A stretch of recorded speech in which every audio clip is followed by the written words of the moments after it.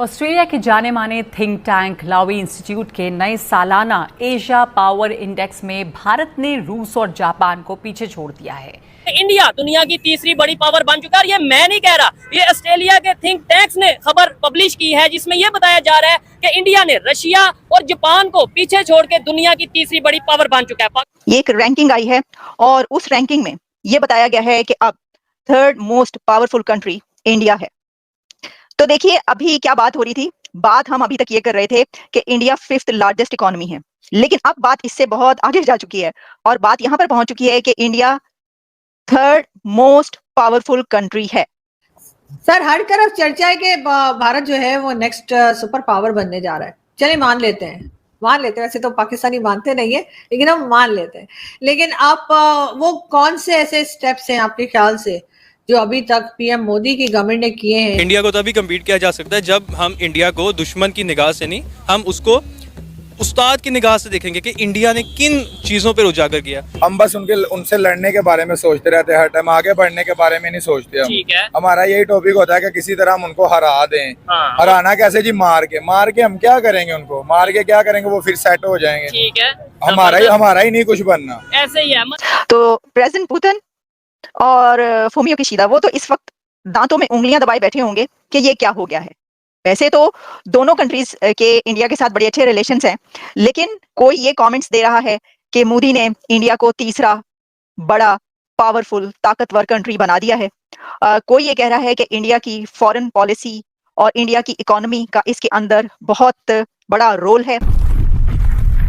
नमस्कार दोस्तों, जय हिंद। जैसा कि आज की क्लिप में आपने देखा, एशिया में भारत का दबदबा लगातार बढ़ता जा रहा है। ऑस्ट्रेलिया के प्रतिष्ठित लोवी इंस्टीट्यूट की एशिया पावर इंडेक्स में भारत को एशिया की तीसरी सबसे बड़ी ताकत माना गया है। अमेरिका पहले और चीन दूसरे स्थान पर है। खास बात यह है कि भारत ने जापान, रूस, ऑस्ट्रेलिया और दक्षिण कोरिया जैसे बड़े देशों को पीछे छोड़ दिया है। भारत की आर्थिक और सैन्य क्षमता में सुधार के साथ उसकी कूटनीतिक और सांस्कृतिक ताकत भी लगातार बढ़ी है, जिसके चलते भारत को मेजर पावर का दर्जा मिला है। 27 देशों के आकलन पर आधारित इस इंडेक्स में पाकिस्तान 16वें स्थान पर है। हालांकि चीन और भारत के बीच अभी भी बड़ा अंतर है, लेकिन भारत का तेजी से ऊपर उठना एशिया में बदलते शक्ति संतुलन का बड़ा संकेत माना जा रहा है। भारत अब सिर्फ आर्थिक रूप से नहीं, बल्कि सैन्य, कूटनीतिक और रणनीतिक प्रभाव के मामले में भी एशिया की प्रमुख शक्तियों में शामिल हो चुका है। इंडिया दुनिया की मोस्ट पावरफुल थर्ड कंट्री करार पाया है। India third most powerful country बन चुका है। ये एक रैंकिंग आई है और उस रैंकिंग में ये बताया गया है कि अब third most powerful country India है। तो देखिए अभी क्या बात हो रही थी, बात हम अभी तक ये कर रहे थे कि इंडिया फिफ्थ लार्जेस्ट इकोनॉमी है, लेकिन अब बात इससे बहुत आगे जा चुकी है और बात यहां पर पहुंच चुकी है कि India third most powerful country है और इंडिया ने सरपास कर दिया है जापान और रशिया को।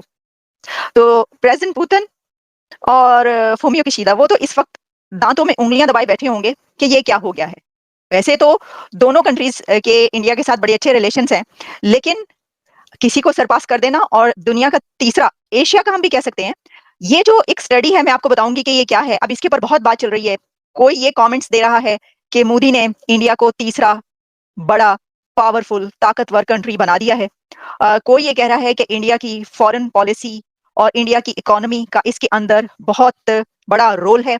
इंडिया दुनिया की तीसरी बड़ी पावर बन गया। क्या कहना चाहेंगे? हम तो कहते हैं हम उनसे मुकाबला और ये चीज वो चीज, लेकिन आज वो दुनिया, उन्होंने रशिया को पीछे छोड़ दिया है। और ये मैं नहीं कह रहा, ये इंटरनेशनल रिपोर्ट आई है, ऑस्ट्रेलिया के थिंक टैंक्स ये कह रहे हैं।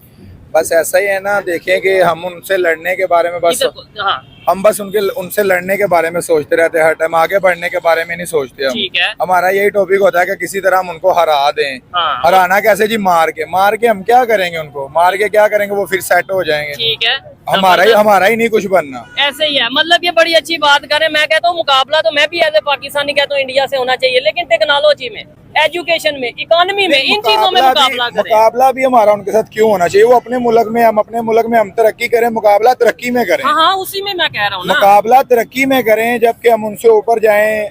अभी उनके मुल्क की आप गाड़ियां चेक कर लें, ठीक है। ठीक है, कितनी गाड़ियां वो सेल कर रहे हैं, कितना पैसा उनको बाहर वाले मुल्कों से आ रहा है। हमारा क्या, हमारे मुल्क में एक सुई नहीं बन रही। ठीक है, हम आपस में यूनिटी नहीं ला पा रहे। कुछ मैं भी नहीं, आपसे हम लड़ रहा आपस हूँ, आप में मेरे से लड़ बस रहे यही हमारे हुक्मरानों का काम भी यही पड़ा हुआ है, बस ये वो गलत है, वो गलत है, वो गलत है। ठीक है। कि तुम सब मिलके सही हो जो मुल्क को संवार दो। एक साइड पे हम कहते हैं जी हमने कश्मीर लेना है, क्यों जी? हम एक साइड पे कहते हैं हमने कश्मीर लेना है इंडिया से, दूसरी साइड पे हम अपनी इकॉनमी को देख लें, उनकी इकॉनमी को देख लें। आपको लगता है कि कोई मुकाबला बनता है? जैसे भाई ने बात की है, भाई ठीक कह रहे हैं, ऐसा मुकाबला नहीं बनता। ठीक है, तो माटी फिर हम तौर- छोड़ क्यों नहीं देते मुकाबला? हम अपना पॉजिटिव माइंड क्यों नहीं रख लेते? ये दुश्मनी, नफरत, ये क्यों नहीं खत्म कर देते?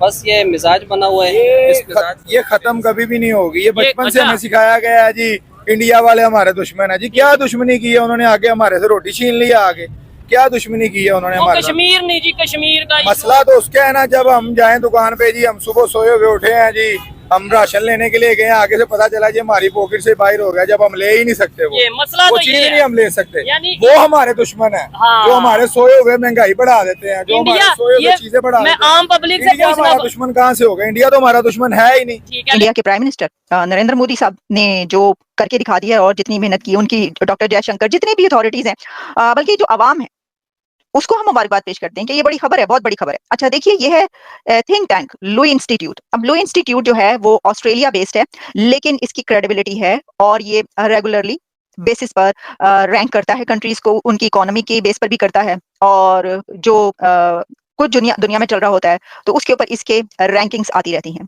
तो ये जो है इंस्टीट्यूट, इसने ये कहा है, जो कि रिपोर्ट ये बता रही है कि India overtakes Japan to become third most powerful country. अब आप इसको एशिया मोस्ट पावरफुल कंट्री भी कह सकते हैं, third powerful country. India overtakes Japan to become Asia's third most powerful country, क्योंकि अगर जापान को जब ओवरटेक करता है तो आप कहेंगे एशिया का। लेकिन देखिए, जैसे मैंने बताया कि 3 कंट्रीज इस वक्त नजर आ रहे हैं, वो ये हैं। According to latest report Australia's Lowy Institute, India has made significant performance, overtaking Japan to become Asia's third most powerful country. The comprehensive ranking evaluates national power based on economic relationships, military capabilities, cultural influence and political resilience. यानी जैसा मैंने आपको कहा कि ये किसी एक उस पे नहीं है। सिर्फ आप ये नहीं कह सकते कि भारत जो तीसरा बड़ा मुल्क या ताकतवर मुल्क बन गया है, एशिया का भी तीसरा ताकतवर मुल्क बन गया है, तो उसके अंदर देखिए ना, जब उसने सरपास कर लिया एशिया, रशिया को, और अमेरिका नंबर 1, सेकंड नंबर पर चाइना, तो थर्ड नंबर पे जब भारत आ रहा है तो दुनिया का ही हुआ ना। लेकिन इसके अंदर एक कोई फैक्टर नहीं है। इसके अंदर जैसा कहा गया कि military capabilities, cultural influence and political resilience. लेकिन अगर आप मुझसे जानना चाहेंगे तो इंडिया का तीसरा ताकतवर मुल्क बनने के पीछे उनकी फॉरेन पॉलिसी है, उनकी इकोनॉमी है। ये अभी ऑस्ट्रेलिया के जो थिंक टैंक्स हैं उन्होंने खबर दी है, उन्होंने खबर पब्लिश की है कि भाई इंडिया दुनिया की तीसरी बड़ी पावर बन गया। क्या कहना चाहेंगे एज ए पाकिस्तानी ये सुन के? उन्होंने जापान को पीछे छोड़ दिया, रशिया को पीछे छोड़ दिया, तीसरी बड़ी पावर बन गए हैं। इसमें सबसे मेन बात यह है जी कि अगर मुस्लिम उम्मा के अंदर इत्फाक और इत्तेहाद कायम हो जाए तो अच्छा। ये इंडिया से भी आगे बढ़ सकते हैं। अच्छा। अगरचे यहाँ पे गुर्बत का आलम है,